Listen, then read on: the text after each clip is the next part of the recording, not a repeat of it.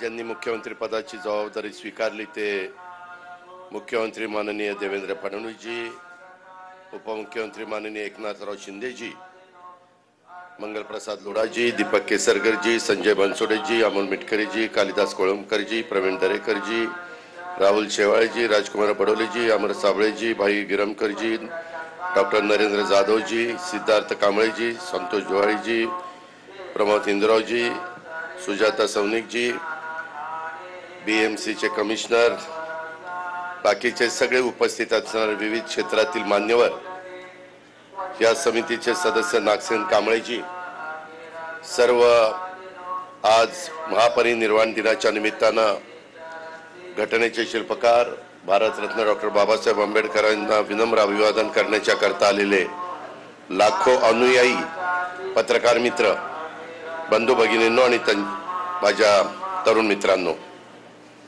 आज मानवतेच्या कल्याणाचा मार्ग ज्यांनी जगाला दाखवला, युगपुरुष महामानव डॉक्टर बाबासाहेबांना त्यांच्या महापरिनिर्वाण दिनाच्या निमित्तानं सर्वप्रथम मी विनम्र अभिवादन करतो, त्यांना वंदन करतो।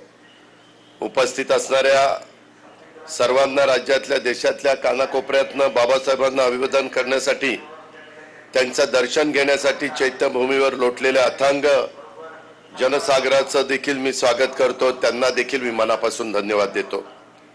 देशाला एकतेच्या, समतेच्या, बंधुत्वाच्या नात्याने बांधण्याची ताकद डॉक्टर बाबासाहेबांच्या विचारांमध्ये, त्यांनी दिलेल्या संविधानामध्ये आहे आणि त्यामुळे बाबासाहेबांच्या विचारांना आणि भारतीय संविधानाला देखील मी वंदन करतो। कालच दिनांक 5 डिसेंबर राज्यातल्या महायुती सरकारचा शपथविधी सोहळा देशाचे लोकप्रिय पंतप्रधान नरेंद्र मोदीजी साहेब आणि अनेक केंद्रीय मंत्री, अनेक राज्यांचे मुख्यमंत्री आणि हजारो नागरिकांच्या साक्षीनं त्यांच्या उपस्थितीमध्ये आझाद मैदानावर पार पडलेला उभ्या भारताने पाहिला, उभ्या महाराष्ट्राने पाहिलं। जनतेचं प्रचंड बहुमतानं पुन्हा एकदा निवडून दिलेलं हे महायुतीचं सरकार भारतरत्न डॉक्टर बाबासाहेब आंबेडकर यांचे विचार आणि भारतीय संविधानाला आदर्श मानून कारभार करणारे हे मी स्पष्टपणे सांगू इच्छितो।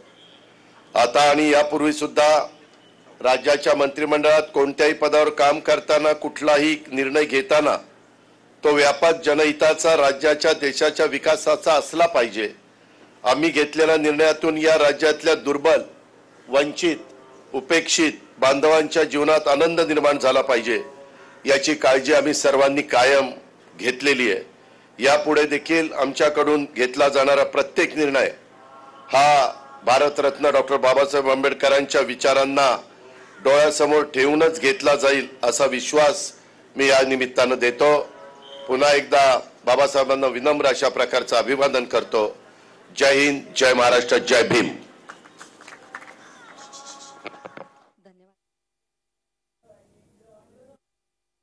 धन्यवाद। एकनाथ